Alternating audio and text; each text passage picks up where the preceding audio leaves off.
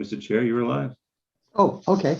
The Board of Port Wardens will come to order.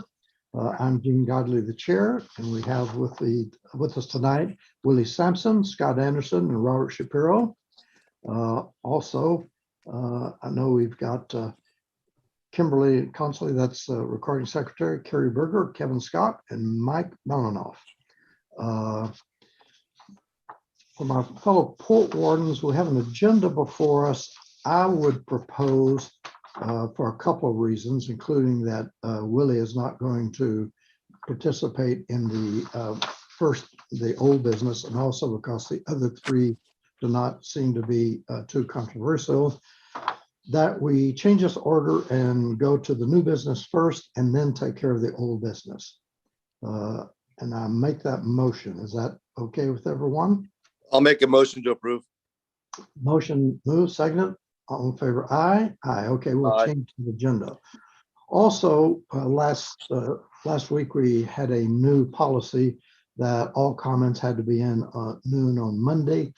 Before this meeting, we received one comment, I believe, at 2 o'clock yesterday afternoon and one this morning. But since this is a new policy, I would like to have the permission of my fellow Port Wardens to go ahead and include those in the record. But in the future, anything that is past the deadline, we will not. So I'll make that motion. Does anyone have any objection for those two to be in the record? If not, they'll be in the record. Okay. The next order of business is the minutes from October the 26th. I've reviewed them. I have no changes or alterations. If anyone else has no changes, can I have a motion? We approve the minutes from last month. Motion to approve the minutes from last month. Got motions, Robert seconds, all in favor, aye.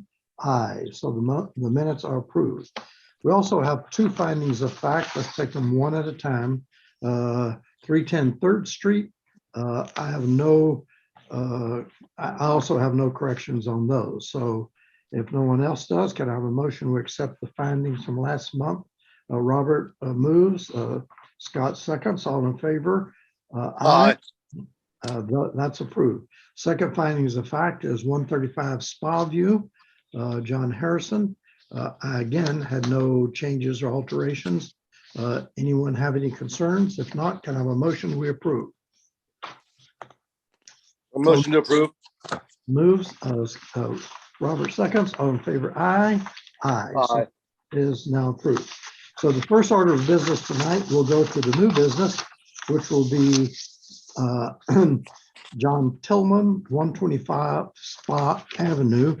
And as I mentioned earlier, we do have a request from George Houghton to appear because he has some concerns. So let's start with opening up and letting in the applicant, John Tillman.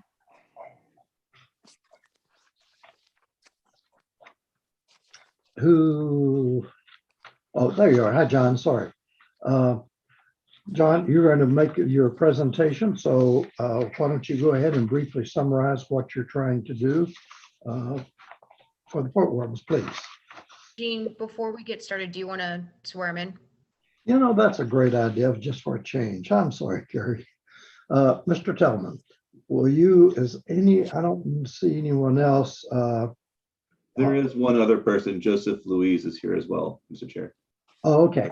So Joseph and John, will you raise your right hand and swear to tell the truth to Port Wardens to the best of your ability upon penalty of perjury? I do. Thank you very much. Okay. Joseph, we don't have you on screen. I don't know if that's purposeful or not, but I'm trying to start the video. It's hanging up on me. well, we've also lost Mr. Tillman. I'm here. Oh, there you are. I'm sorry, you moved on my screen. Okay. Sorry. Most people prefer that I don't show my face. That's a whole nother story. Why don't you go ahead and summarize your application, please? Sure. Joseph, do you want me to go or do you want to go? I'll go ahead and do the initial presentation, John. Okay. So this is an existing pier It's approximately 69 feet in length. And the application is to modify it, to replace in kind, and to also add a finger pier slip to the from the water to the right side, and also add a platform. Let me see, it's a 14 by 14 platform. This will all be within the 69-foot original length of the original pier. And as I recall, it's has one slip and the application is for one slip. Is that right? Yeah. Actually, I have no questions, and let me say while we're pause just a second that the staff recommendations and the memorandum from the staff will be placed in the record. The application and the recommendation from staff, which is to approve this application. I have no questions. This is to me straightforward. So, my fellow port wardens, have any questions? And I am assuming that Gene, yeah, I see the George is on the waiting list. I assume that's the gentleman who wants to speak. oh, okay. I didn't see him. So, Julian, will you admit George Houghton? Yes, sir.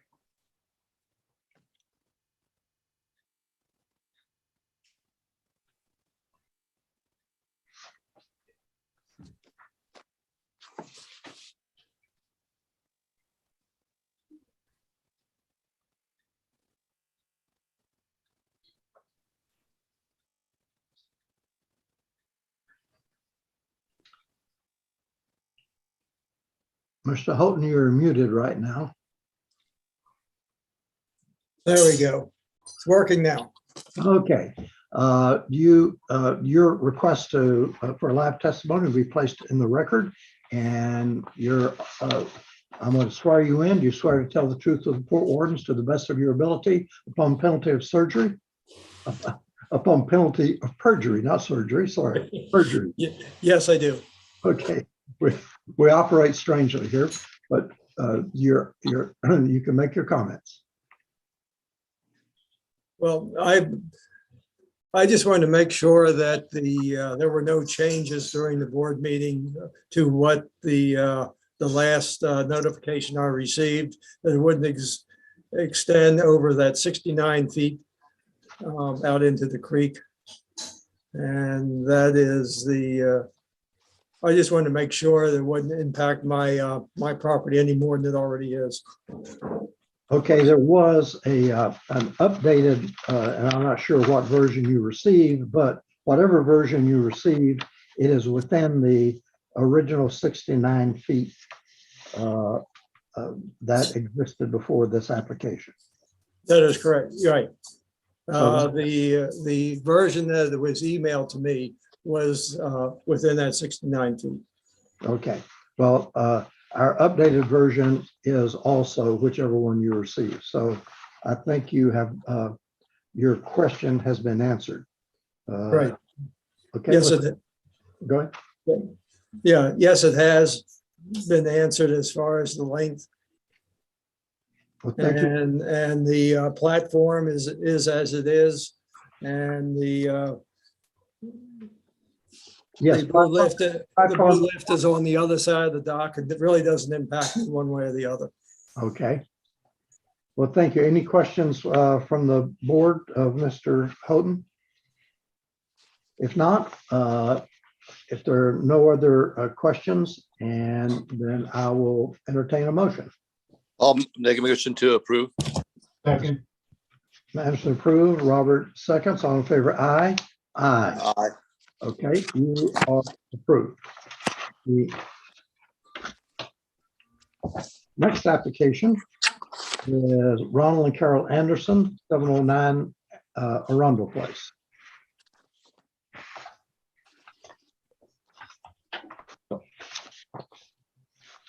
And Kevin, I am correct that there were no comments or requests to testify on this. I have not received any comments on this one. Okay. Julian said someone contacted him about joining, but I don't see anybody in the list of attendees that I don't know what they're here for. So Mr. I don't see Anderson had reached out about joining, but yeah, I haven't seen him join just yet.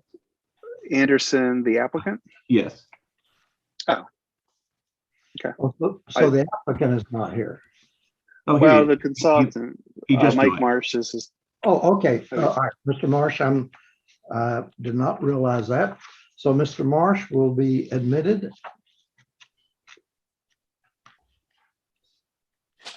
Mr. Anderson just joined as well. Mr. Anderson and Mr. Marsh.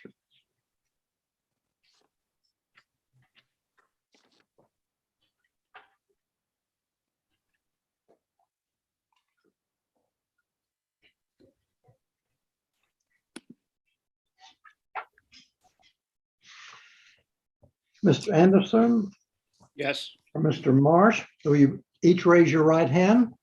Swear to tell the truth to the port wardens to the best of your ability upon penalty of perjury. I do. Thank you very much. And which of you are going to summarize this application? Oh, you're on mute. Mr. Marsh, we can't hear you.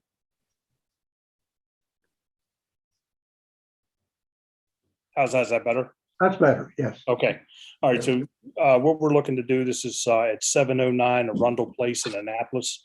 What we want to do is replace in kind a 6 foot wide by 46 foot long pier with a 10 by 12 platform and 4 mooring poles, as well as replace 24 stair treads on the stairs leading to the pier.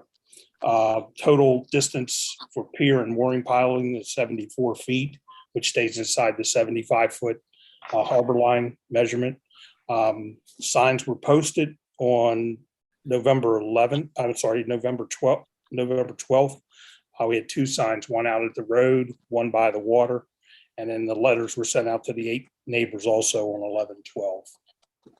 This is a repair in kind, which is exempt from an MDE permit. So just to be sure I understand what I read here, there are no expansion, no extensions, no changes in the footprint from now. No, sir, that's correct. I have no further questions. Fellow port wardens, anyone have any questions?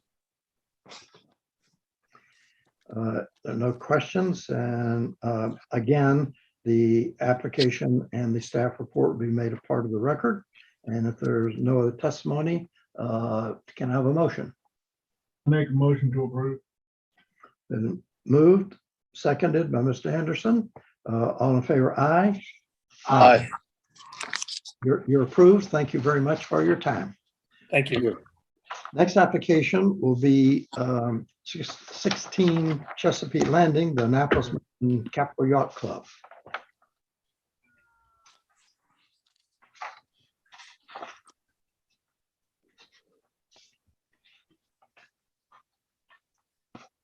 Alderman Arnett, I know you're in the waiting room, but I am assuming that you're waiting on the previous application. If I'm wrong, you can let me know and you'll be admitted. Or you, correct. okay, thank you. Mr. Parks, are you presenting this application? I am here to represent the application. How about that, Mr. Port Warden?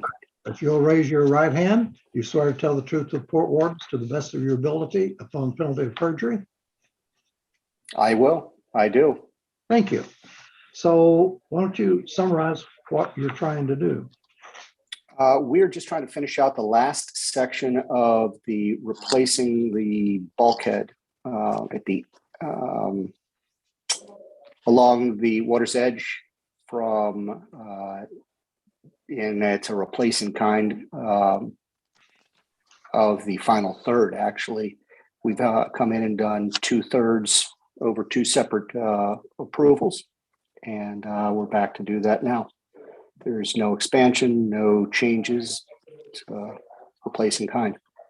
Essentially what you've done on 2/3 of it on two different occasions.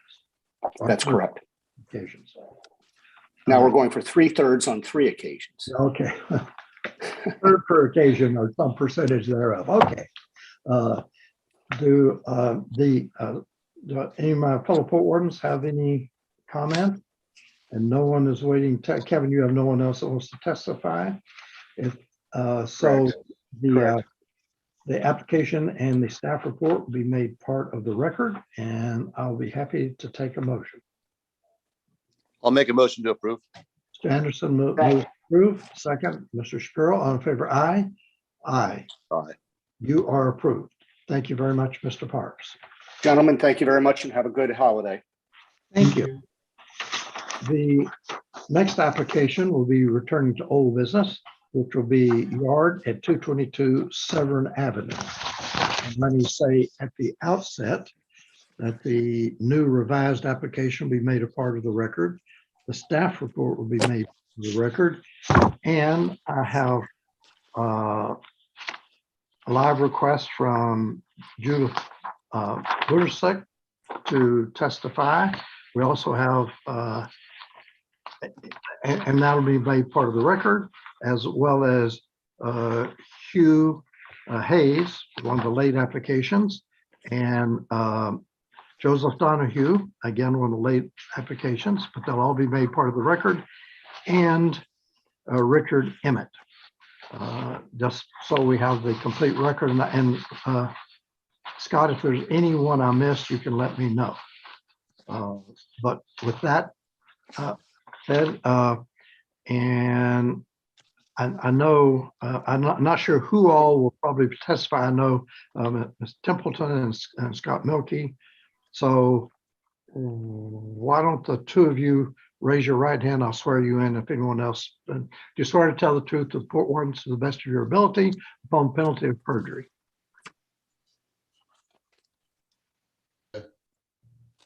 Carter, you're mute. I do is better if your sound is on. Turn your sound on. Ms. Templeton, your sound is off. I do. All right. Okay. And Mr. Chair, we also have Chris Milker here as well, who is a consultant.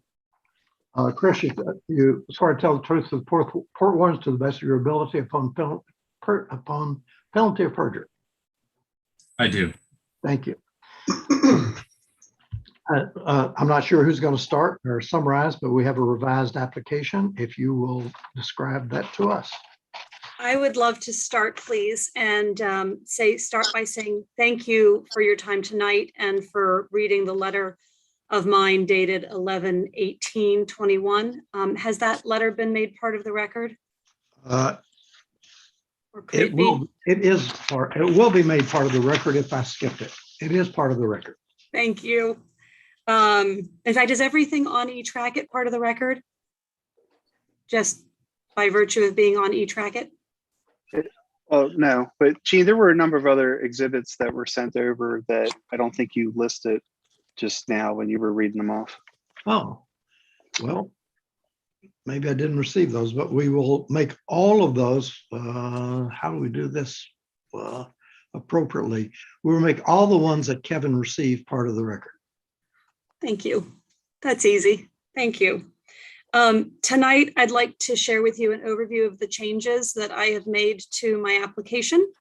I'd like to address the concerns that came up in the hearing on October 26th and also that have come up on eTracket, the submittals from other people. I would like to ask Scott Milkey, my engineer from Waterfront Engineering Design and Construction, to speak to lateral lines and measurements. And then I'd like to ask Captain John Martino, who should also be joining us, to speak to docking at 310 3rd Street and the navigability of the fairway.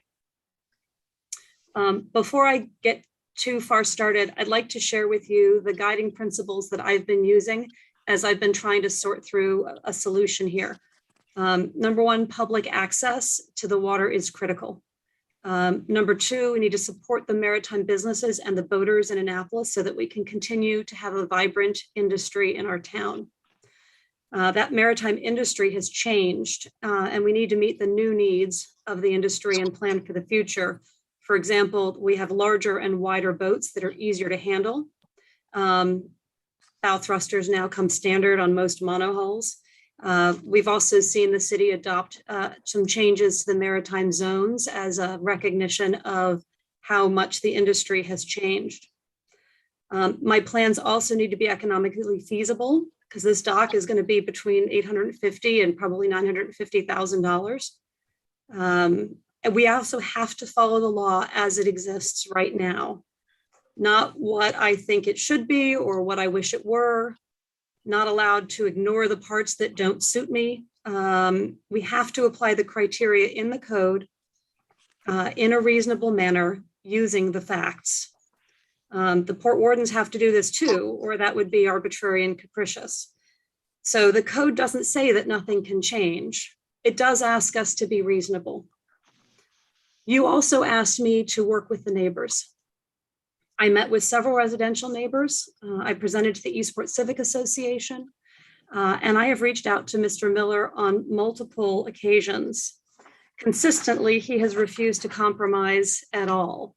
He has maintained throughout, as have some members of the public, that they can't live with anything less than what we already have. So, with no other guidance from them, I had to go back to the drawing board by myself.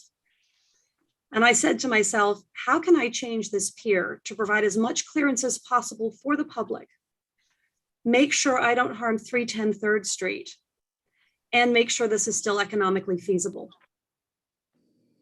The conclusion I came to was that if I redesigned slip 6, which is on the outer left-hand edge, and made it 2 smaller slips rather than 1 longer one, shorter boats are narrower boats, right? And so that allowed me to be able to provide a minimum clearance of 33.5 feet between 310 3rd Street's finger pier hoop and any boat that might tie up in the slip of mine opposite directly.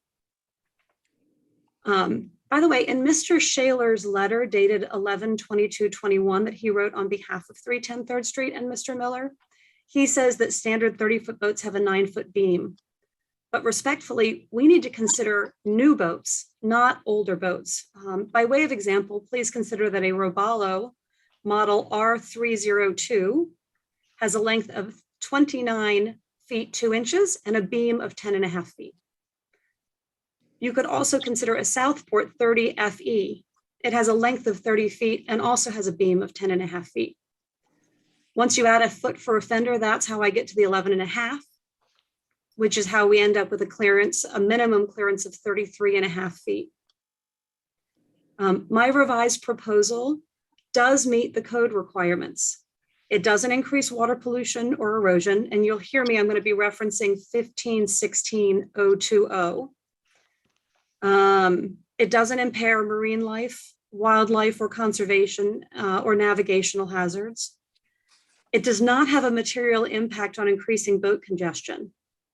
It doesn't impede navigable access by the public to the harbor lines. It doesn't interfere with navigation between the shoreline and the harbor lines. That one is 1516.030E. It doesn't have any negative effect on the riparian property owners who are adjacent or for access by the public for recreational purposes. That one's 1516.030C. So in summary, I am following the code and I think I'm being reasonable. So first, I'd like to provide you some facts for the public water access concerns. And I think in a moment it will be helpful if I share my screen, but let me start by saying nowhere in the city code does it tell us that the public water access should be where it should be or that it has to go straight out to the harbor line. I'd like to show you a diagram from Joseph Donahue's letter dated 11/22/21, in which he's representing the Annapolis Waterfront Access Coalition. If I may share my screen here, I will. Can I do this? Okay. I see it. Can you see it? I can see it. Okay, I'm trying to make it as big as I can for you. Oh, can you see that? That's better. That's good. Is that good? Okay. So now I can't see me or you, but I'm going to do my best. So bear with me. Okay. So here,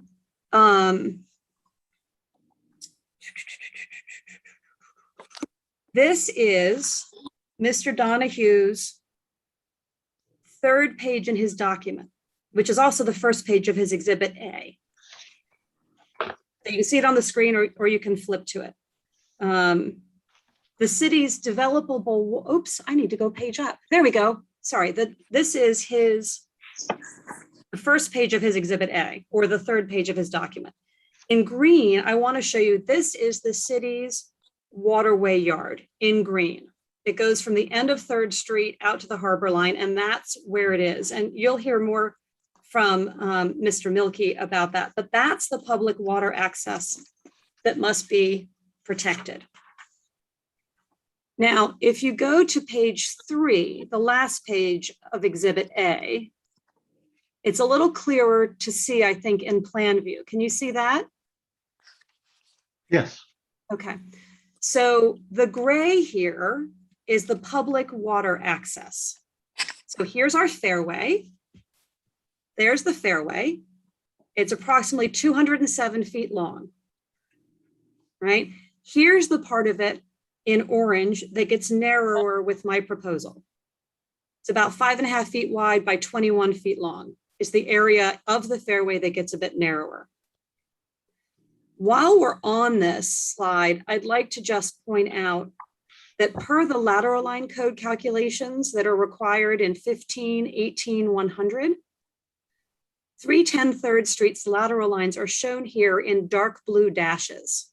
Do you see them going from the left side of 3rd Street out, kind of cutting off a little bit the ends of their finger piers? And then just inside of that with the blue, dark blue dots, you can see their 5-foot setback.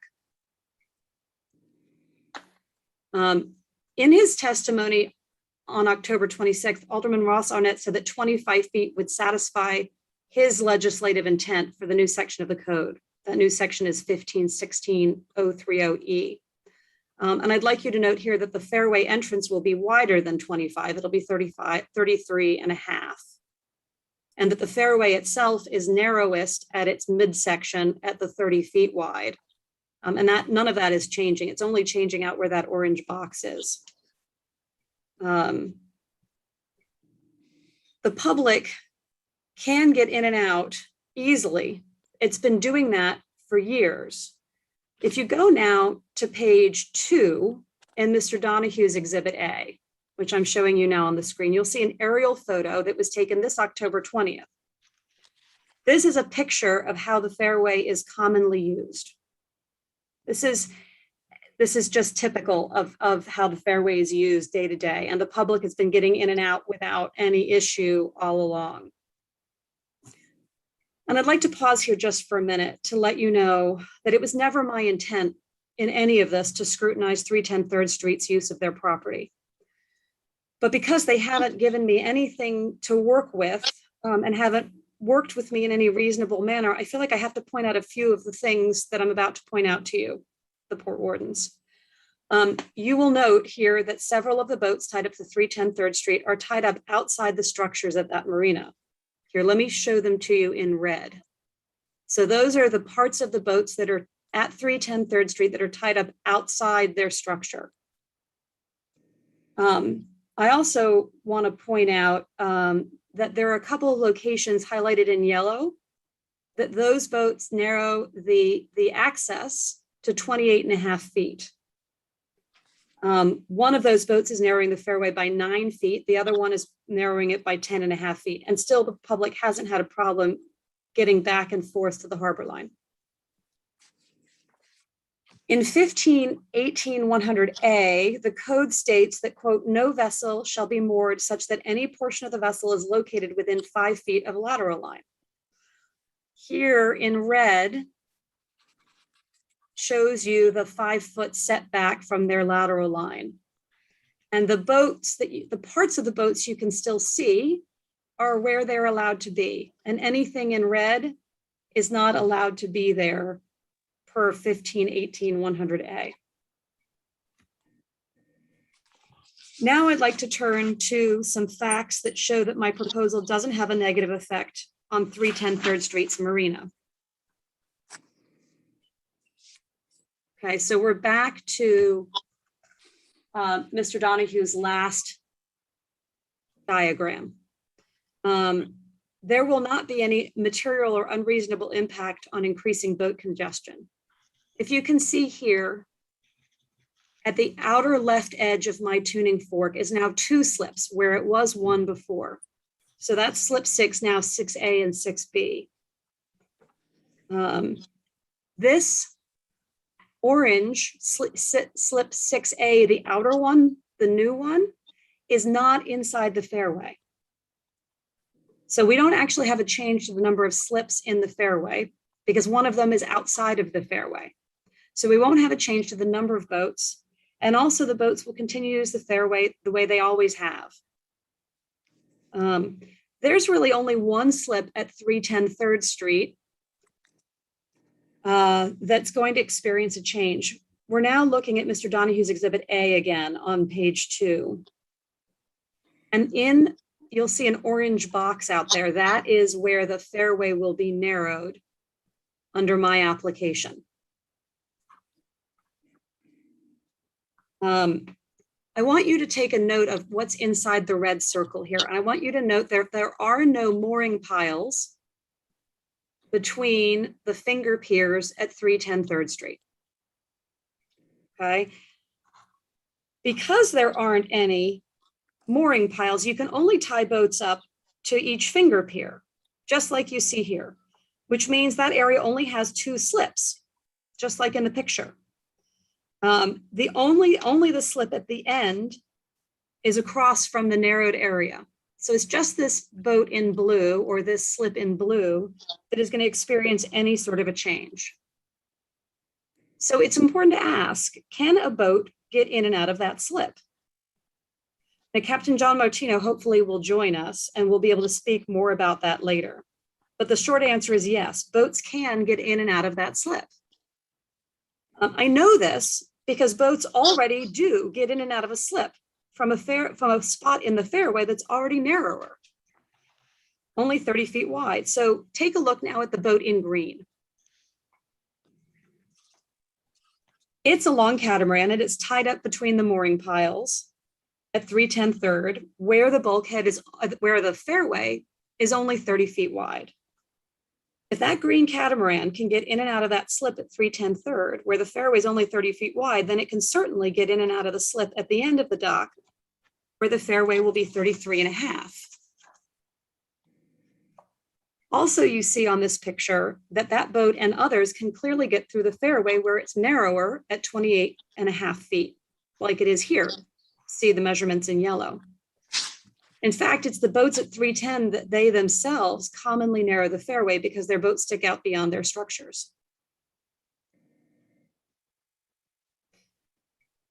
In his testimony on October 26th, Mr. Miller mentioned that boats would need some space for their transoms to swing out so that they could get around the end of the finger pier out where it's proposed to be narrower.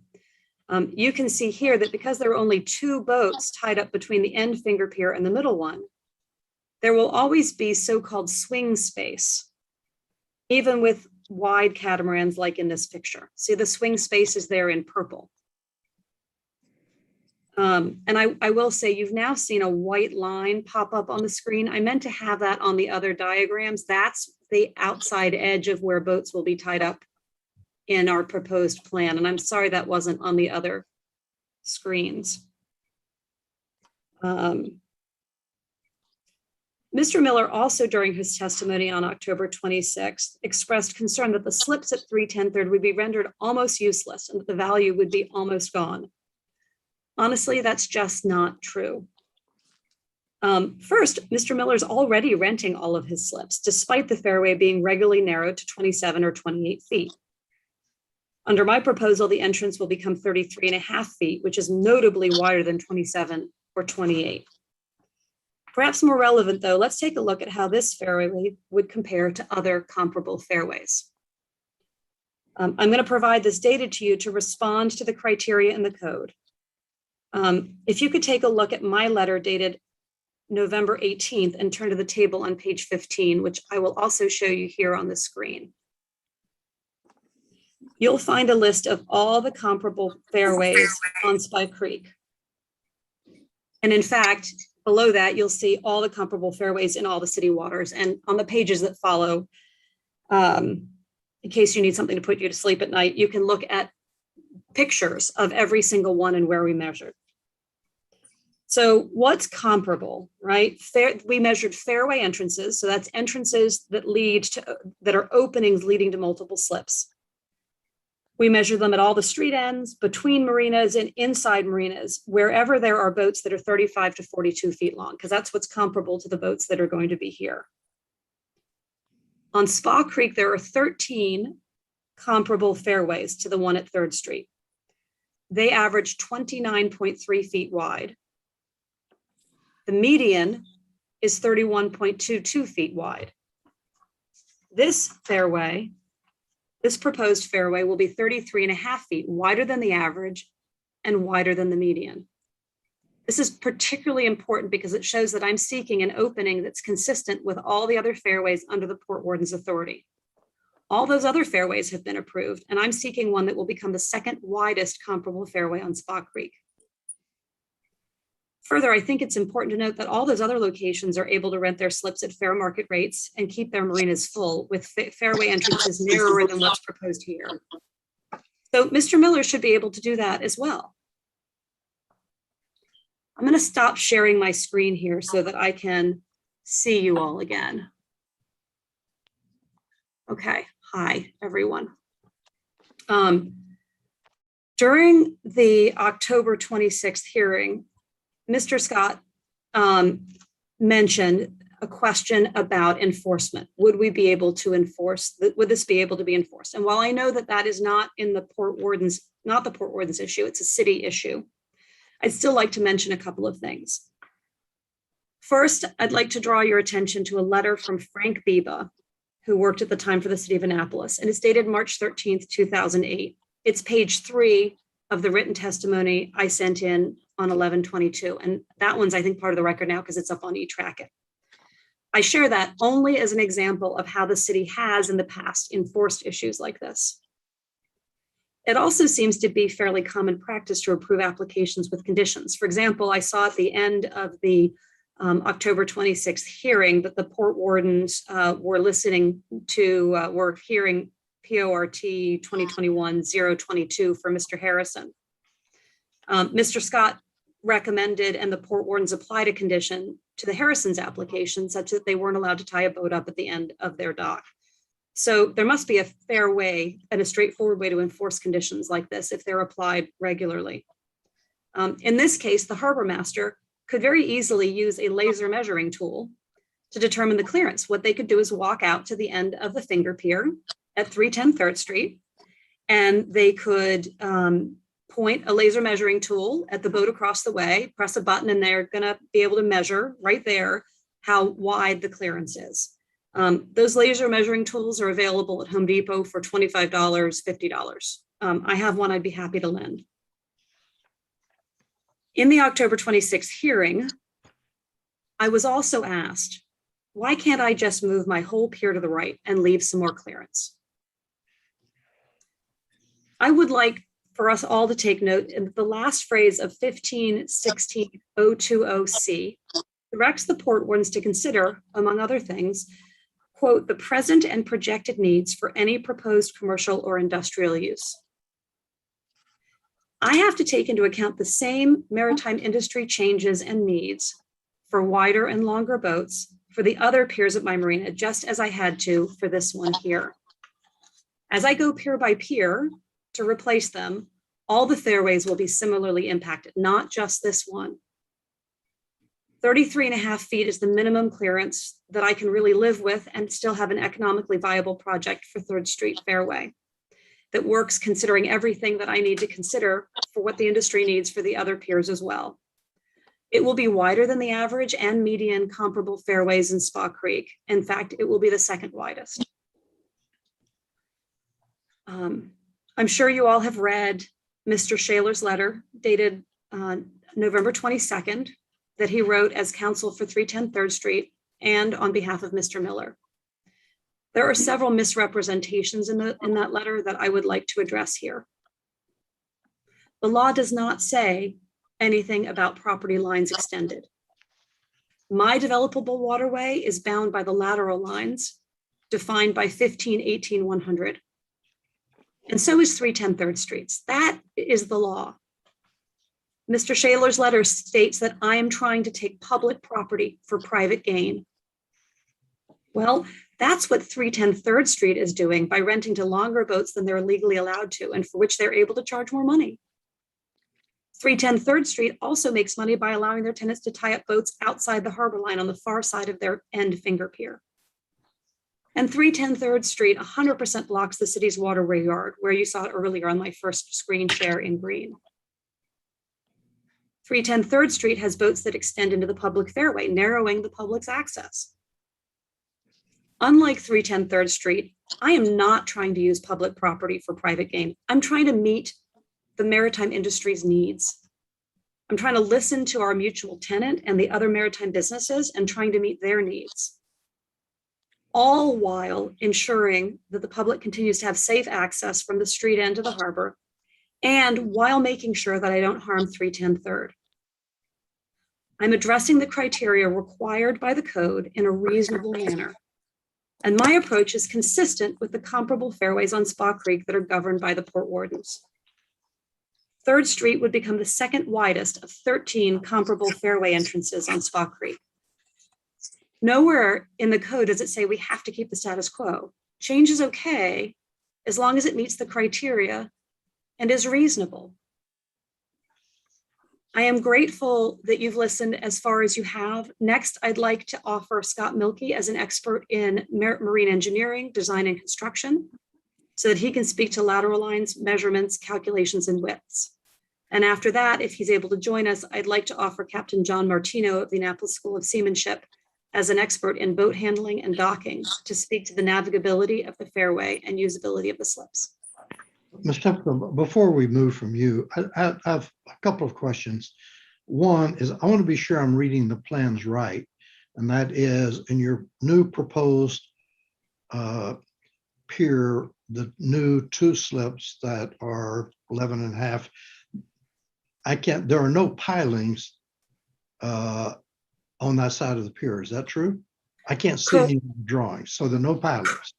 Correct. Secondly, you talk about comparable fairways, and most of your presentation was on the boats that actually have slips in the marinas, but it doesn't address the public use coming from 3rd Street in addition to the boats that are there. And so I wondered, since I haven't had a chance to know the list, do you have any comparable fairways where that there is actually a public use access from the shore to that fairway?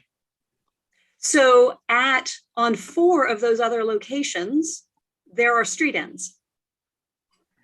And the average Yes. average of those fairways? You know what? I will have to pull out my calculator.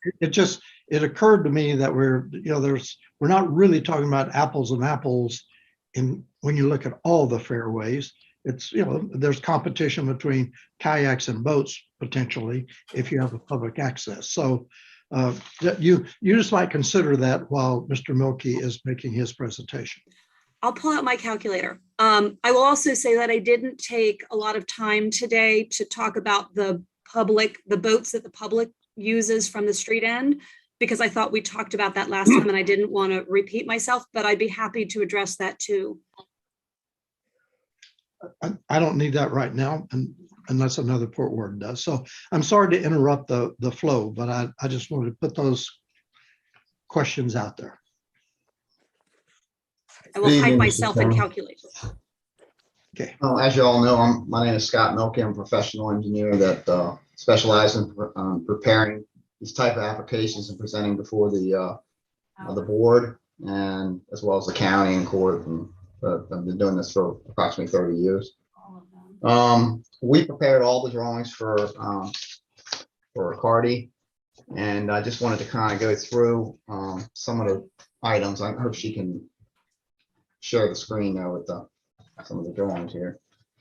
I think it needs to be noted that the fairway width is the narrowest point in a letter that I had written to you, the board, dated what is the date on this thing? The 12th. Anyway, yeah, November 18th, I'm sorry. On the first page, figure 1, it shows that the distance is 30 feet between the outermost piling and the fairway line, which is marked in green. Mr. Dan Larion's drawing that Mr. Shaler is referring to shows a distance of 32 feet at that same location. However, if you look at his sheet with this first sheet with the measurements on it, it shows 32 feet, but it's not at the closest point. It's actually further out, and it does widen up at that point. So I just wanted to clear that up to let everybody know that it is 30 feet, not 32 feet, like it's represented on his drawing. Of course, that won't be changing. I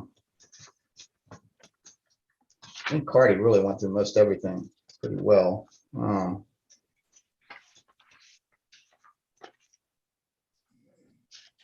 The width of the slip at the end of the, I guess you call it the west side of the tuning fork, we had that at 11.5 feet, and what we did is we found most boats were about 10 to 10.5 feet wide with a 1 foot fender. It was kind of the worst case scenario is what we were anticipating. So that's why we came up with the 11.5 foot wide slip.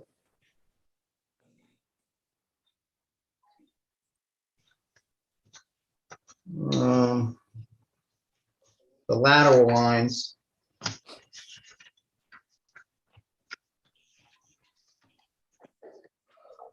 That are shown on our drawing, there's 3 different sets. Cardi went through this pretty well, but you can see ours were in on figure, I guess this is Exhibit A, figure 3, the last page of her, page 3 of 3.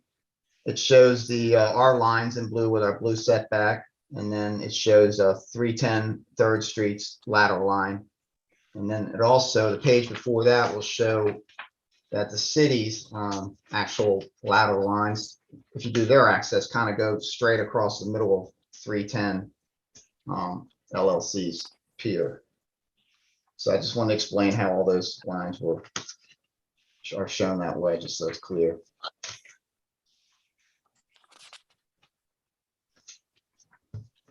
Cardi, do you want me to add anything?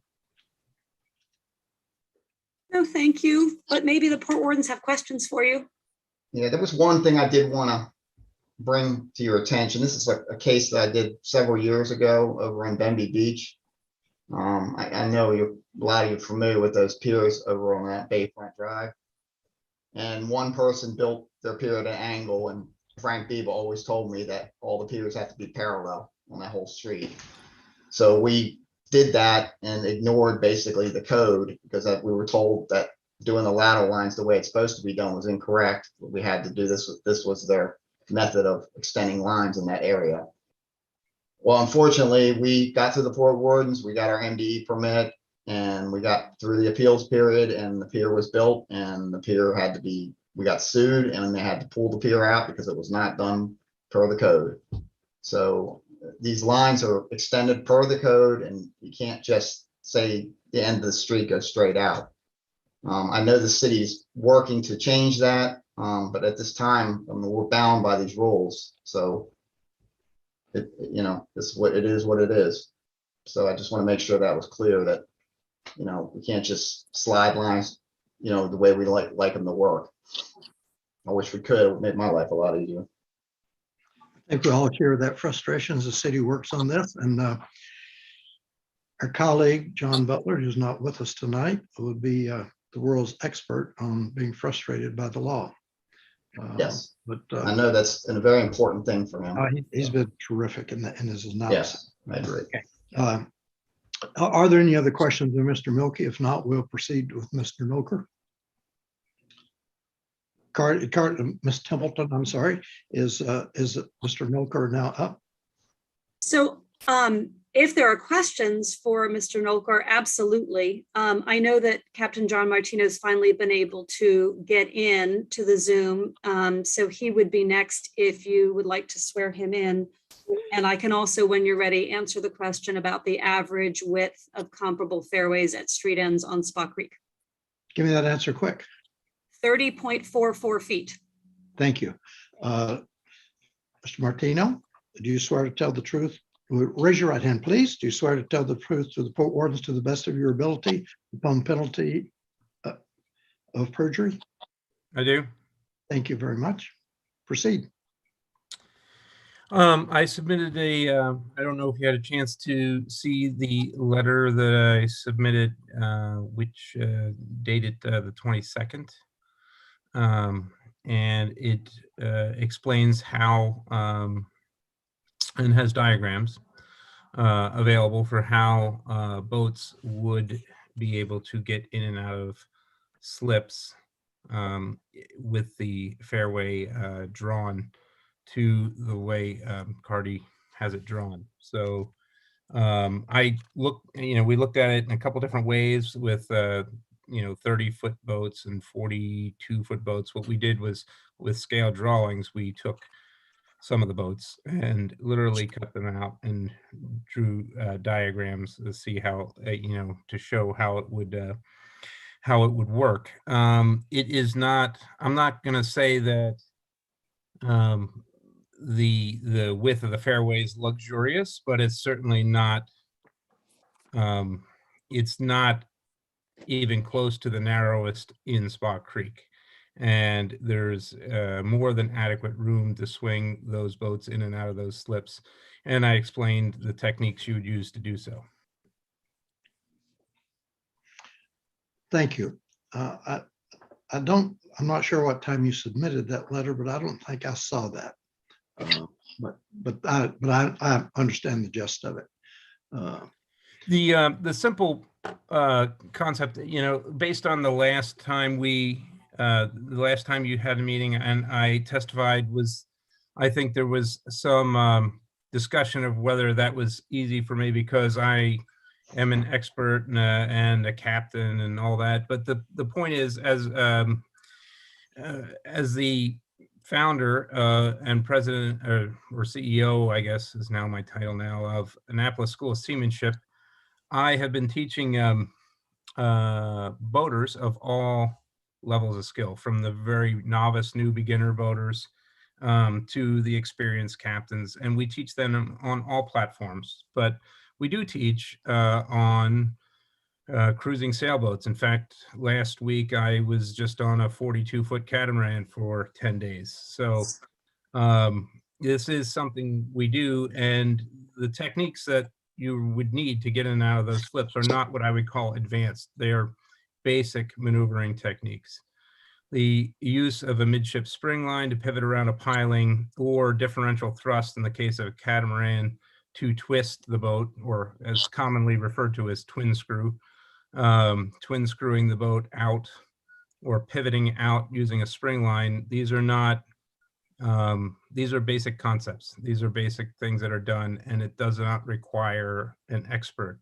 It just requires somebody who's competent to operate the boat. Thank you. Ms. Templeton, does that conclude your presentation? And we can go to questions from the Port Wardens? It does. I just, in closing, would like to say thank you again for your time and for considering my revised proposal. I believe what I'm asking for in my application meets the code criteria, is consistent with comparable fairways on Spa Creek, and is reasonable. And I think we all need to stick with the actual data and use those facts as we make this decision. So thank you. I'm open to whatever questions there may be. Okay. Any questions from my fellow Port Wardens? If not, Ross Arnett has been very patiently waiting. Ross, do you want to make any comments? If so, I'd like to swear you in. You swear to tell the truth, report Wardens to the best of your ability upon penalty of perjury? I do. Thank you. I want to preface my remarks by saying I can appreciate what Mr. Martino is saying, and I think if you're of a given skill level of a boat, I'm still a little confused about how this integrates with your legislation in terms of public access, because I can envision a perfectly fine captain taking a boat out, but meanwhile, you get a wave of paddle boaters or two kayaks, and I'm in my mind, I'm a little, I want to be sure we integrate all kinds of scenarios. So with that, I would like, any comment you have to make. Thank you. Thank you for hearing me tonight. And I'm here to represent the interests of the public in access to the water. That was the intention of the changes to the legislation. I thought that Ms. Templeton's presentation was pretty thorough and pretty enlightening.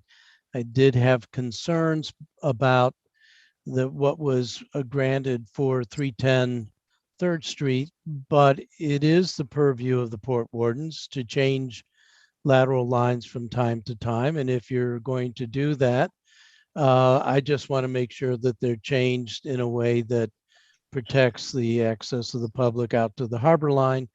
In looking at Ms. Templeton's application, I think that is done.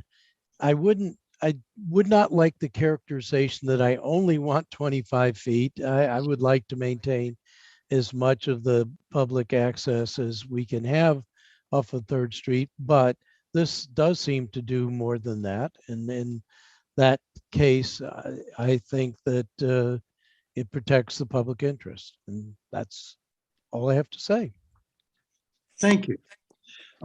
Any comments or discussion from my fellow port wardens before I have? Well, I think, thank you, Alderman Arnett. I appreciate it. I have to say, Ms. Tumlin, your presentation was very, very helpful to me. And I guess in looking at all the diagrams, and I'm not proselytizing, but no matter what we do as port wardens, if you don't have enforcement in terms of boats being in the wrong place, which is not our purview, you have a hard time maintaining any fairway. But my question to you is, if this application were to be improved with the condition that you would not allow in those slips, I think they're 6A, 6B, whatever, 6A, 6B, that where you would not allow any boat of more than 10.5 feet beam, and in all cases would never reduce the fairway less than 33.5 feet. Could you honor those conditions? I'd like to suggest something that I think is even more critical and more fair to the public and to 310 3rd Street. And that is for me to accept a condition that I will never narrow the clearance more than 33.5 feet. Because sometimes these things get installed slightly askew from where they're supposed to be. So that should be my risk, that maybe something gets installed too close. So that's the promise I think I should make, is that I will never put anything on my side that narrows the clearance more than 33.5. You see what I mean? I see. Okay. I mean, it's essentially the same thing. If you, it is essentially, but what happens if my contractor puts it in 2 feet to the left by accident, right? I don't think it'd be fair for me to come back and say, well, now I still want that 10.5 foot boat plus the 1 foot fender. No. I ought to leave the 33.5 period. Hopefully someone would make you and your contractor pull it up and move it. Okay. With that, I think this does not sufficiently impede public access for us tonight, and I am prepared to make a motion that we approve this application with the condition. Gene, Yep. You got members of the public here still. You didn't close the public hearing. Oh, do we? Are there any members of the public that want to testify? I don't think I had any requests. That's not true. at a request from Judith Buttonsick. I apologize. Is Ms. Buttonsick there? But Mr. Godley, there's actually about 6 or 7 people on. Gene, all the members of the public from last month are back. So you have Mr. Shaler and Mr. Miller, Okay, so on and so forth. okay. And I'd like for everyone that wants to testify to request being admitted into the room with swearing all in at one time, You want me to bring them all in there, Gene? Okay. please. Bear with me 1 second.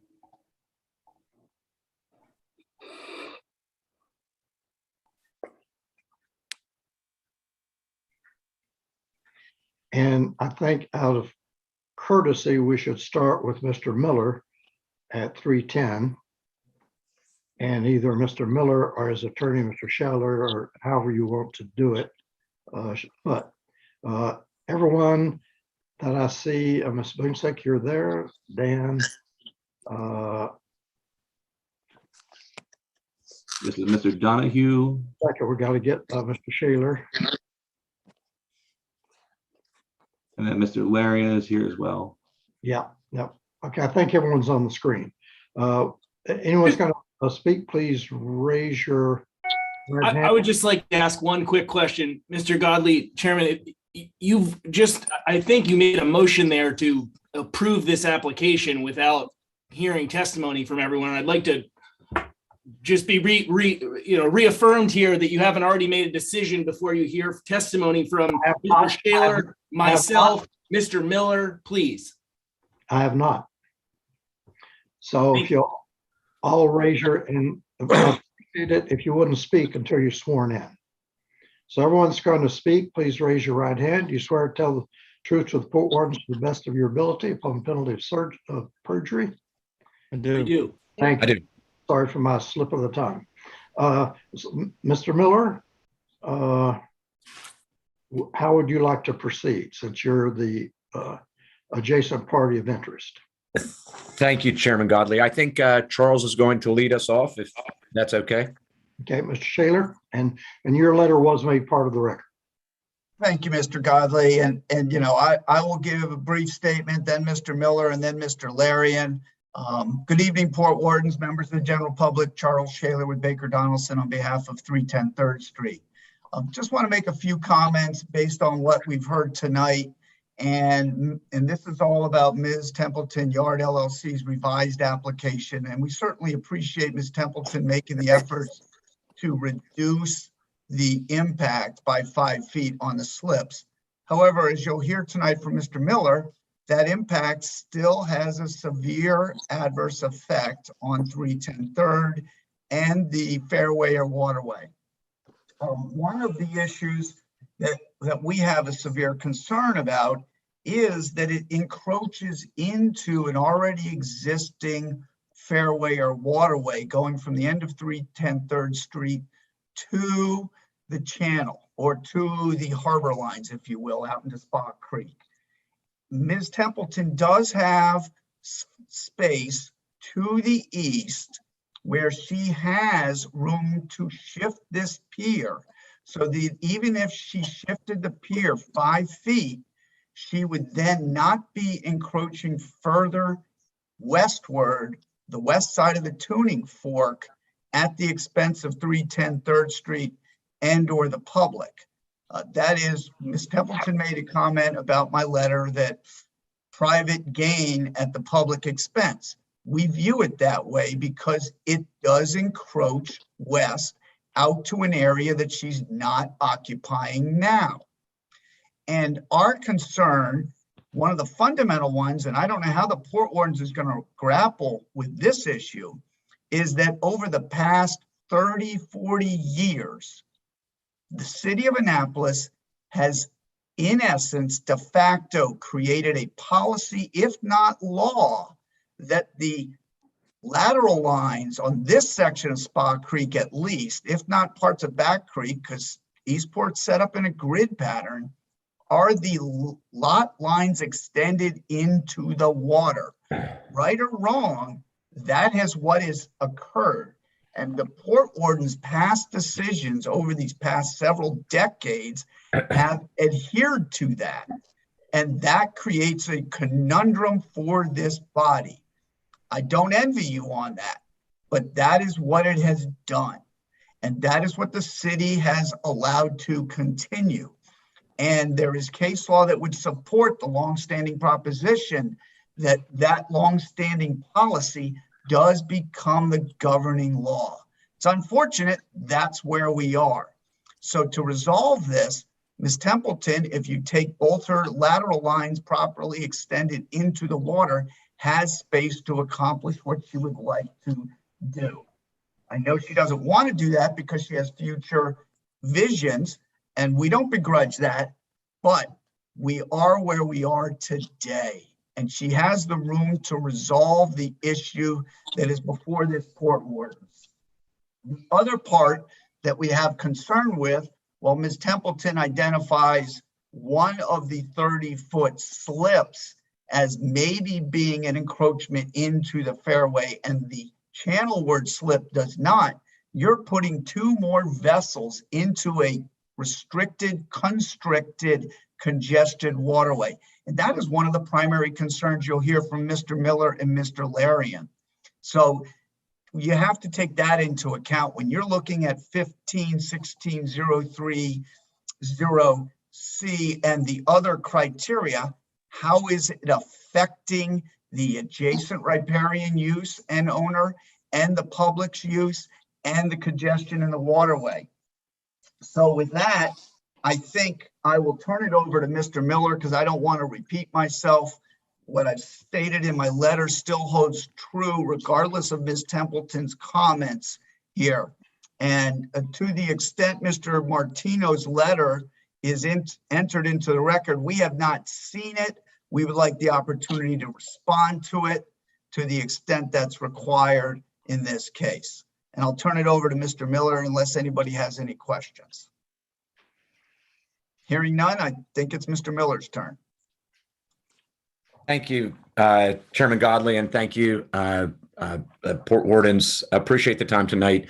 First, I would like to adopt and incorporate all the points raised at the October 26th in my October 26th testimony. I think they are all still applicable. I think some of the testimony this evening stating that our pier would not be negatively impacted, our accessibility to those docks would not be negatively impacted, is just not supported by the facts. The notion of a reasonable navigability of placing asking a captain to place a spring line, to swing transom, or to use twin screws to get out of a slip, I think is not within reason when that is not a current situation. I further want to point out that there's repeated reference to the fact that this is being done today. These boats are here, they're navigating this today. This is a tenancy that exists at that property. We inherited that tenancy when we acquired this property several years ago. We inherited the tenancy, and they have a limited term remaining without sharing, but this is a tenancy with limited term with professional captains that utilize our slips and our dockage, as well as Yard LLC slips and dockage, and have the capacity to move boats around at any time as required to create accessibility. It's very difficult, in my view, to create long-term entitlements based on an existing tenancy or existing usage, when I think we can all see the sensibility and the difficulty of navigation through this fairway, even in its existing form, again, which we're not looking to, we want to preserve in its current form. Our position overall, and some of this may repeat just briefly, but I think it's all important, is summarized as follows. There currently exists a clear visual public fairway that extends straight out from the end of 3rd Street, with property lines extended and consistent with almost all historical precedents along this portion of the waterway. The proposed encroachment into that public fairway by Yard LLC will diminish public access, perhaps to the point of rendering the public fairway inaccessible to less experienced users who may not be able to understand visually the direction of the modified fairway and further constricted fairway width. And I think this is really important. Anyone who stood at the end of 3rd Street looking out will understand the intuitiveness of the current public access and how unreasonable the idea of encroaching into it in fact is. The proposed encroachment by Yard LLC will also render certain slips in our neighboring marina inaccessible without extreme navigation measures. I don't think this is disputable. I understand it is disputed. I don't think it's disputable.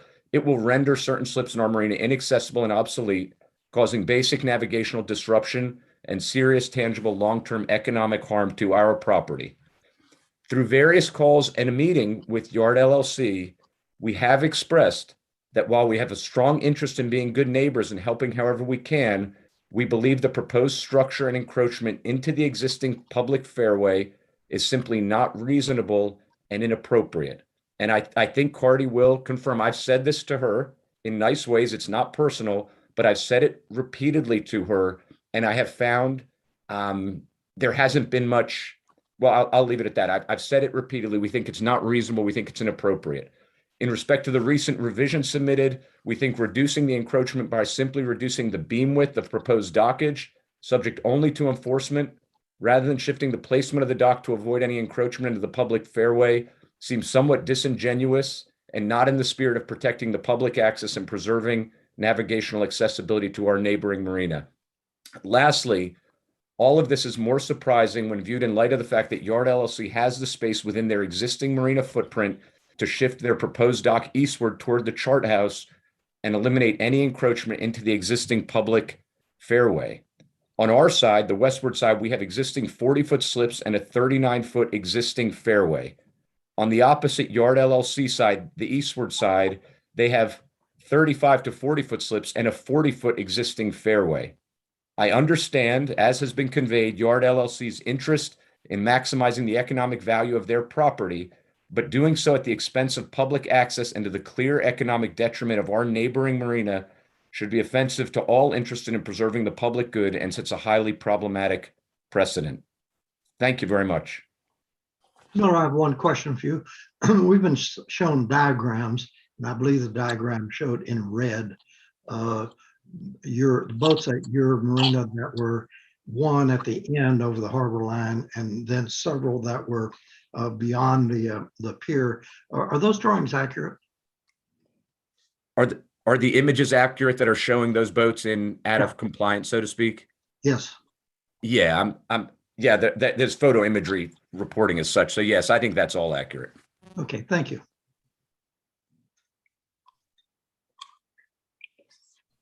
Mr. Miller, is anyone else?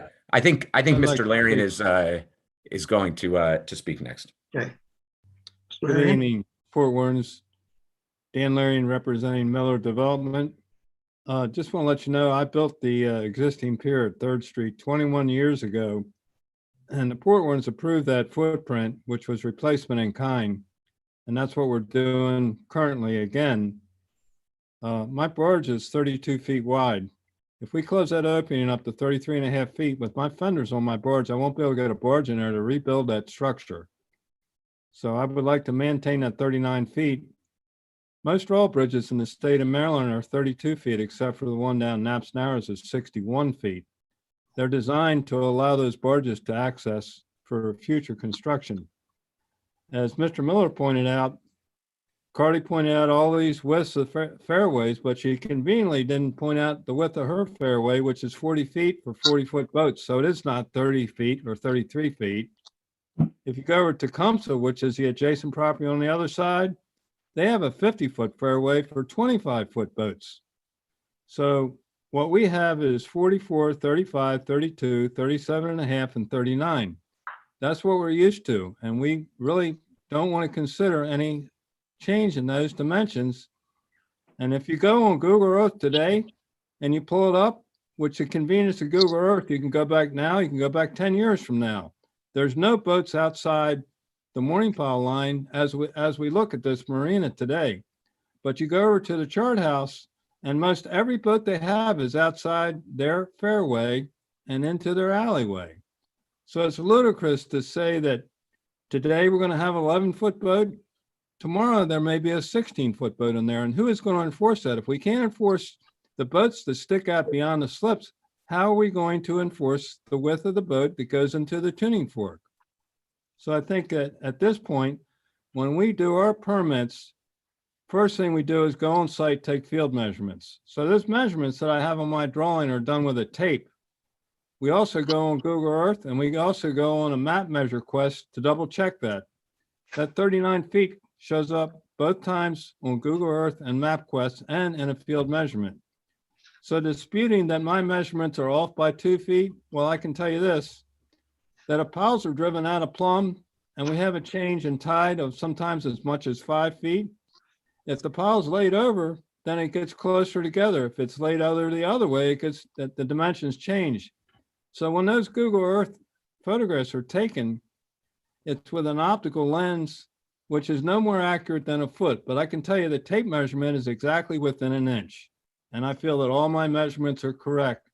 And I feel like we shouldn't ask Mr. Miller to have any less of a fairway than he's had at that property for almost 40 years. And I'm not sure how long Mr. Miller's had the property, but at least 7 to 10 years.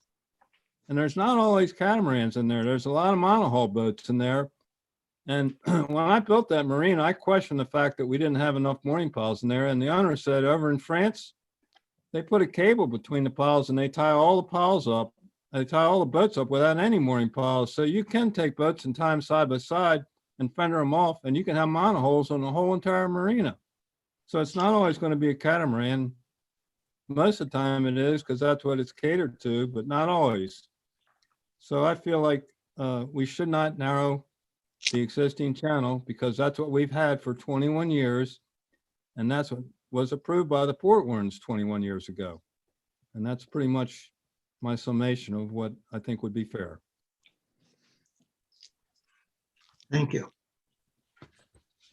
Mr. Chairman, can I respond? Or do we have to wait for everyone? Let everyone else have a say. Okay. And with that,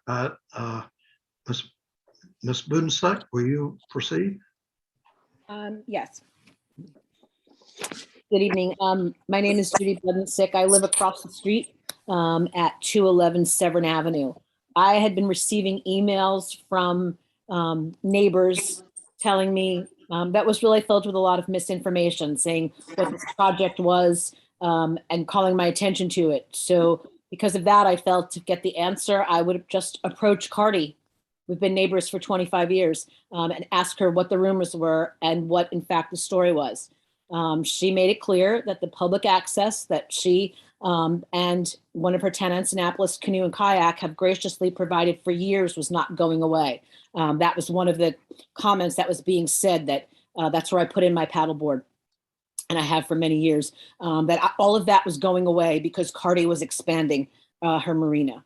So she is making necessary upgrades to the property.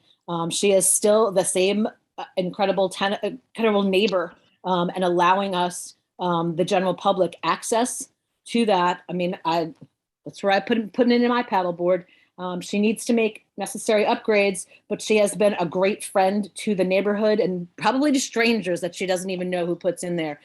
So I don't see where there is anything, again, by the drawings that shows every boat that's in there can still access that marina. And this is a win for everyone. I think she has every right to upgrade her property as she does, and she's not taking anything away from the public. Thank you. I think, Mr. Donahue, would you like to go next, please?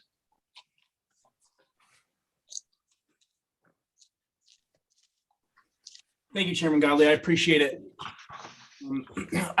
I would actually just like to start briefly. I hate to do this, but I have one question for Ms. Templeton, just for clarification, since she just had someone from the public speak on her behalf on this issue. With regard to public access, is there is the public access that Ms. Templeton has provided at 222 in a recorded document somewhere? Is this something that is running with the land, or is this something that she is holding out as a friend of the community for 25 years? One of my tenants, Annapolis Canoe and Kayak, has a floating dock off of the current pier. We don't stop anyone from using that. No, I understand. The new dock will also have an extension for paddle boards.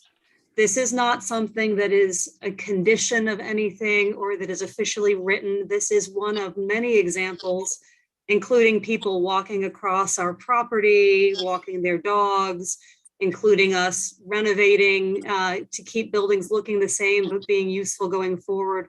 One of many, many things my family and I do to just be good neighbors. And that's what it is. I greatly appreciate your willingness and your kindness on that front. My concern is you sell the property too, if that's going to be the same case for them. And I don't know if you're ever going to sell the property, but that's how property works ultimately. So, and I'm trying to protect the public access. Mr. Donahue, I will also say that I have met with Beth Bellis, the harbor master, and listened in on the Maritime Advisory Board meetings. And I understand that the city is planning a floating dock at the very end of 3rd Street. And that'll extend, I think they do them 10 by 20, right? So part of the street end, I think in about 3 or 4 years, will have a floating dock. So even if at some point my family should sell or my tenant should say, hey, we got kind of, we need to kind of use this for our customers. Very soon, I think there will be a floating dock at the end that will serve the public as well. Okay, thank you. I appreciate it. I don't want to keep people much later here. I appreciate your time. We're talking about 5.5 feet at the end of this fairway. That's may not seem like a lot. It's 15%. And for, I think, for the general members of the public, as a number of people have said tonight, that may not be quite as much room as some of the professional mariners who have testified would like for everyone to believe. With the approval of this permit, the fairway, which is home to the 3rd Street Public's developable waterway, the public's undisputed line of approach to the harbor line, and the 3rd Street small boat public access, is being decreased by 15%. Okay, 2 points on that first. A standard, if we look at any of these Google images, any of the maritime professionals, please correct me here if you think I'm wrong, but I think a standard dinghy beam is actually 5. You pull up West Marine and most of them are 5 feet, 5'2", 5'5". Miss Templeton shaking her head. You probably don't dispute that. We're not talking about a huge amount, but we're talking about taking away the beam width of one of these boats. The port wardens on the second point, I want to just reiterate here that I don't want lost because it gets lost for purposes of the public. The port wardens approved 310's application over the objection of my clients. Now, I just want to pull up real quick, again, something, this is actually, it was a part of my exhibit, but this is actually a document that Miss Templeton shared with the Eastport Civic Association. Can everyone see this PDF? No. Okay. It's not up. Okay. It says I'm screen sharing. It's just taking a minute. Okay.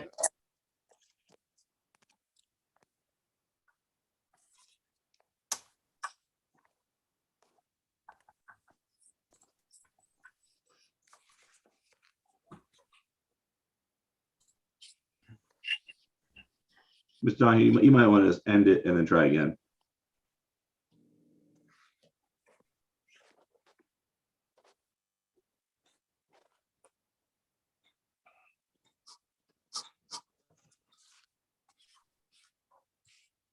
All right, I'm not sure what's going on with it. All I was trying to share is the illustration that oh, there we go. Okay, now share screen and share. All right, how about that? Yeah, we can see it. Okay, we understand what the green shaded area is. This is the public's developable waterway at 3rd Street. Okay.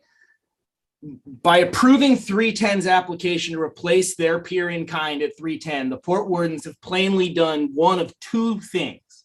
They have effectively either discarded the public's developable waterway in its entirety here because it's in the place of the pier replaced in kind, or they have conceded that the public's developable waterway must necessarily shift to the east to line up with the fairway, approximately with the fairway.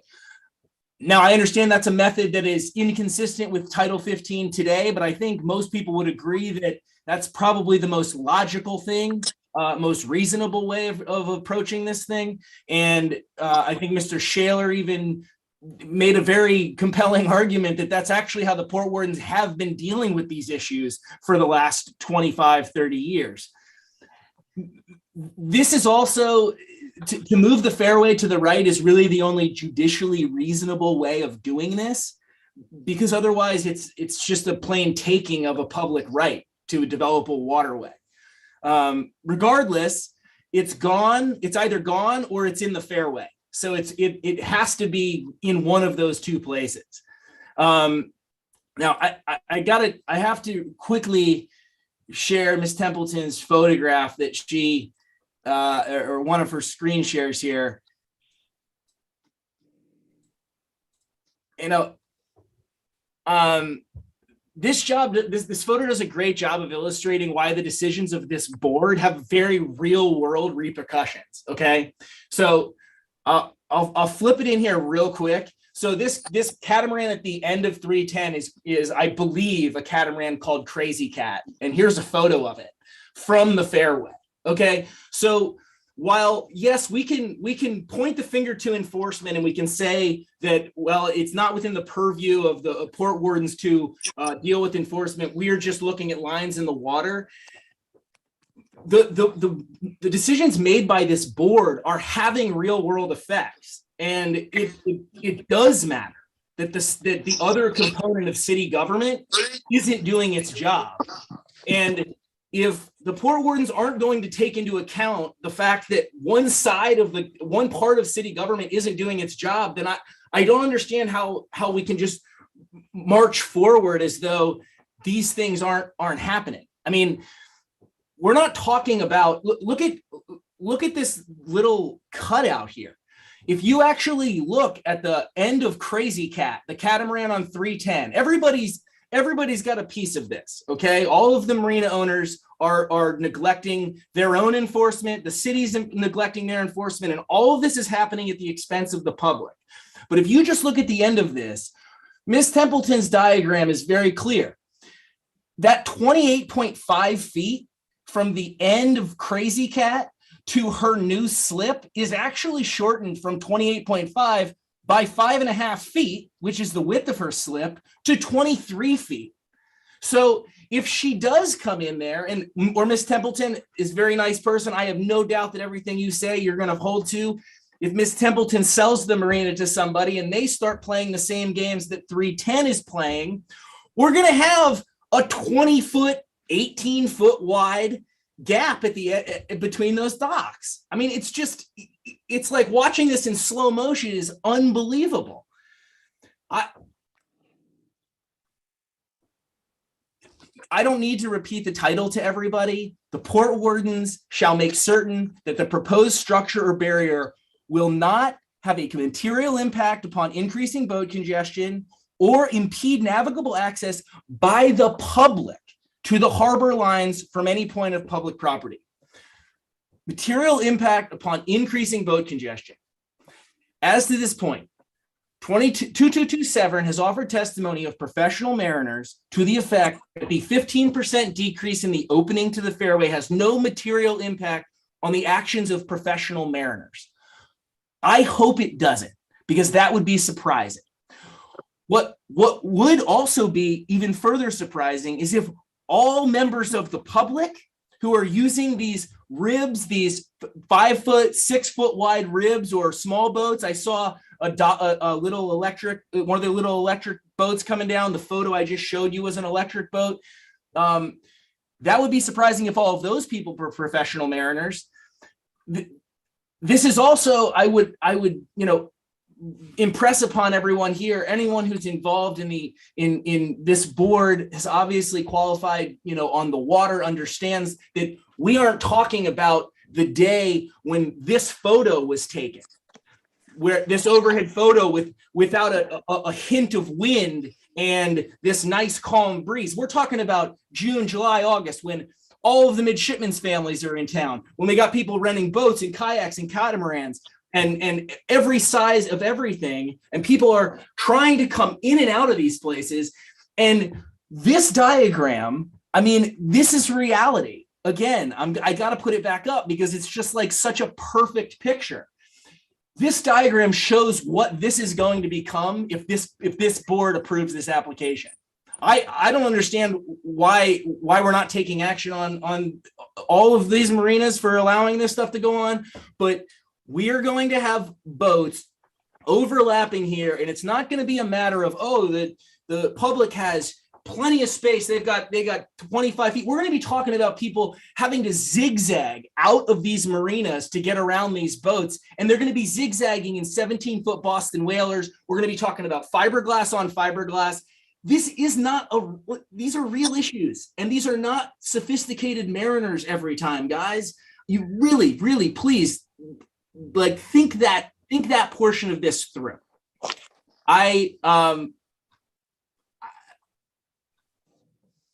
think I've made my point, but the fact is, this is impeding access to the harbor line, as illustrated by Miss Templeton's own diagram.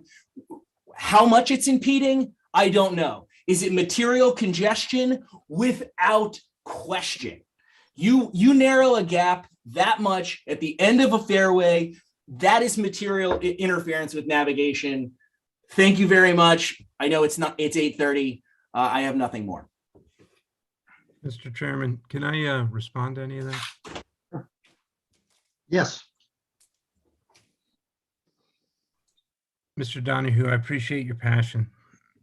I think we're talking about two different things. We're not talking about professional mariners operating tenders that go down to the end of the dock, although that may happen. The question was, when I was talking about maneuvering boats out of slips, I was talking about recreational boaters being able to make those maneuvers out of the slips with regard to the width of the fairway. And the idea that we're going to materially congest the fairway for little tenders and dinghies that want to access a street end is just not, I mean, they're not going to be 5 of these boats passing abreast at the same time at that portion of the fairway. It's just never going to happen. 5 tenders abreast at the same time in a fairway.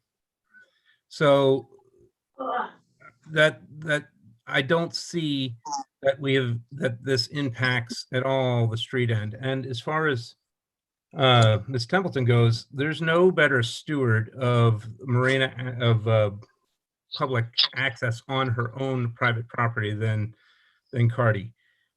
We have Annapolis Canoe and Kayak, backyard boats, the pirate ship. There's a floating dock there that, as she mentioned, that everybody uses. Duffy Electric Boats. These are all charter companies. I can't think of another marina in Annapolis that has more access to boating than 222. You're right. And you know, so I mean, I appreciate that your impassioned speech, but this is not about professional mariners being able to maneuver in the fairway. We train recreational boaters, and I'm telling you that the very first thing that they want to know how to do is how to dock a boat. And to Mr. Miller's comment that it's unreasonable to expect a boat to use twin screw, a catamaran to use twin screw to get out of a slip. I can't think of another way to get out of any slip in Annapolis with a catamaran other than twin screw. And I've been at it for a while. So I just wanted to say those things. Thank you. Okay. Any other comments? If I may, just one quick one. I just want to say, I think you've had a fairly ample amount of time, but please go ahead.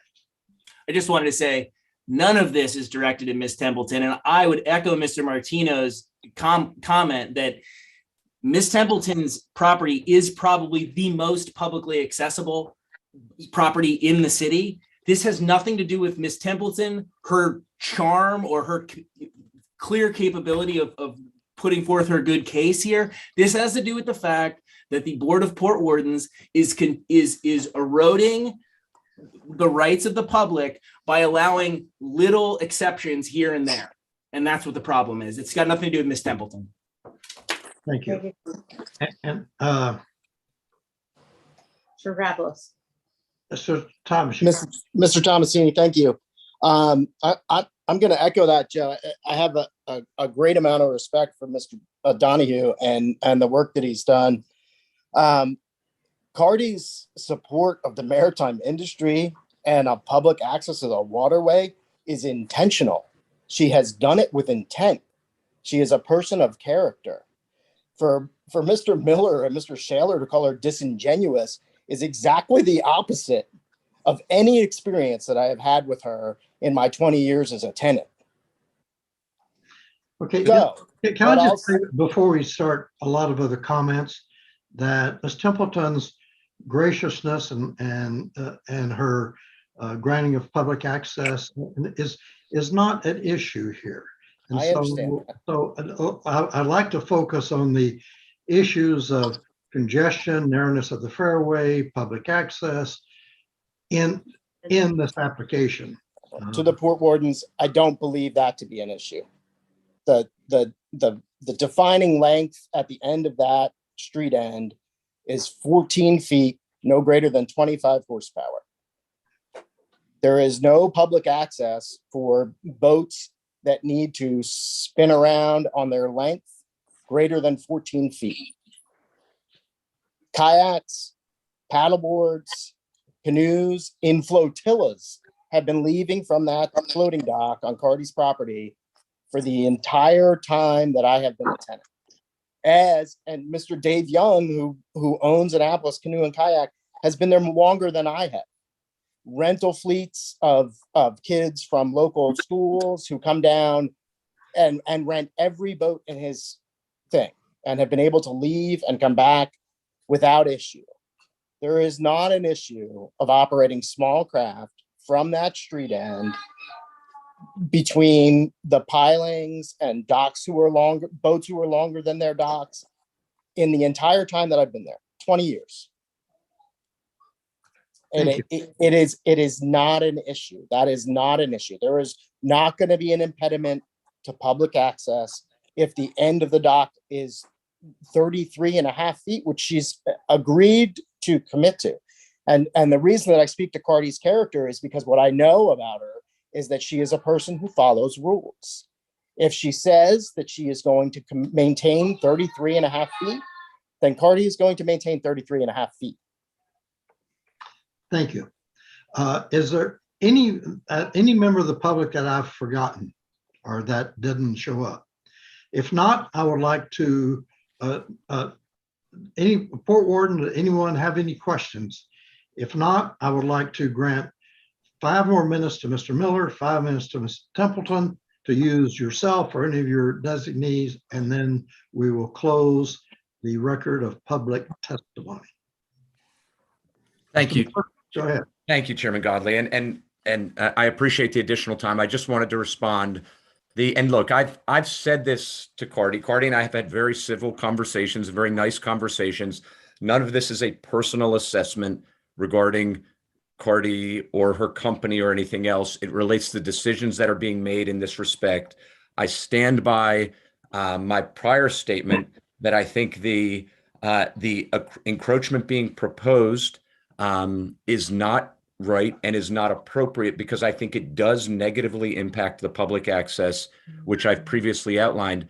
I also think, and much more specifically, when I say something's disingenuous, I'm speaking specifically to claims made. And I think it is disingenuous that our slips, by reducing a fairway width from 39 to 33.5 feet, when we have 40-foot slips intended to make a right angle turn out of those, will not be negatively impacted is disingenuous. And I'm not suggesting Cardi said it, but I know it's come out in various pieces of testimony.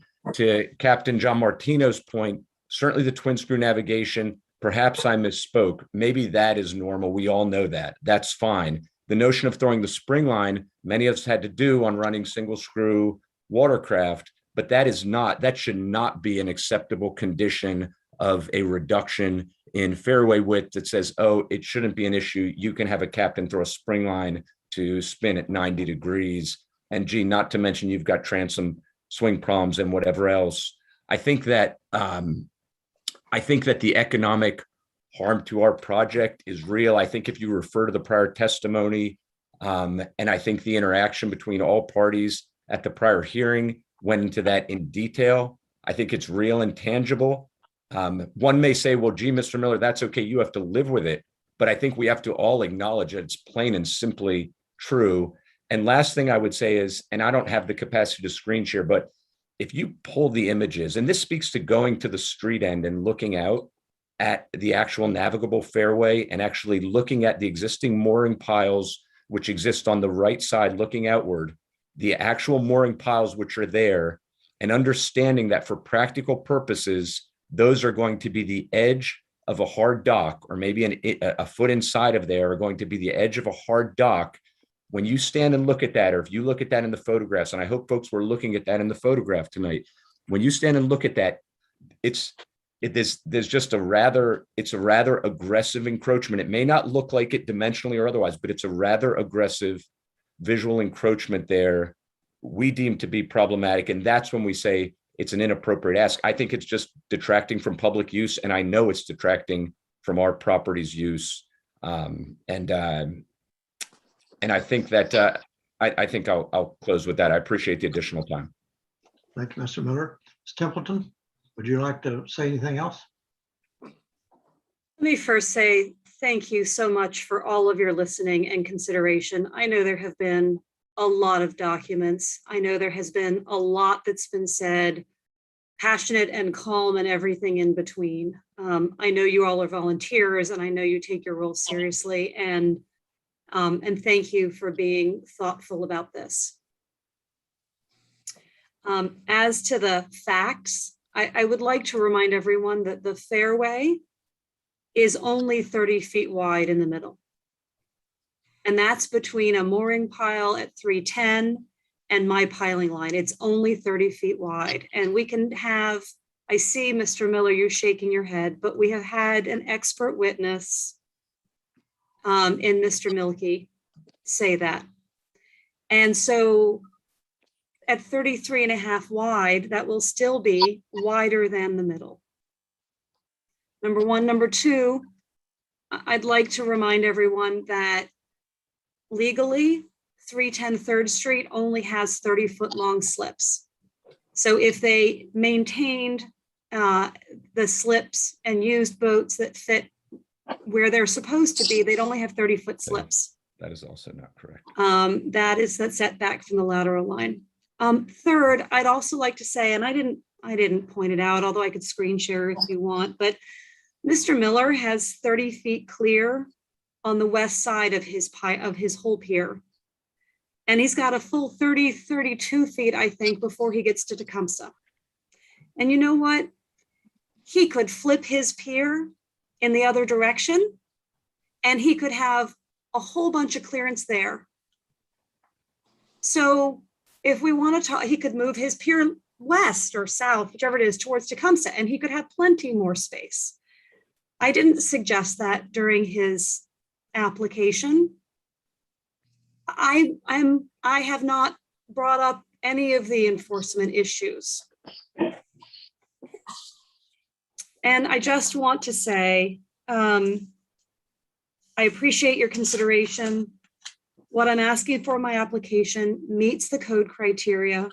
It's consistent with the widths of comparable fairways. It's reasonable.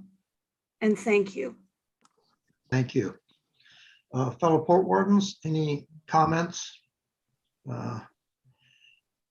I'll just tell you my inclination, since it's a lot of information to digest, is to close the record for public testimony but to keep the record open for 2 weeks for any written comment that either applicant, opposition, public, anyone else wants to have. So we can, my curiosity is what the actual measurements are. Been some dispute about that.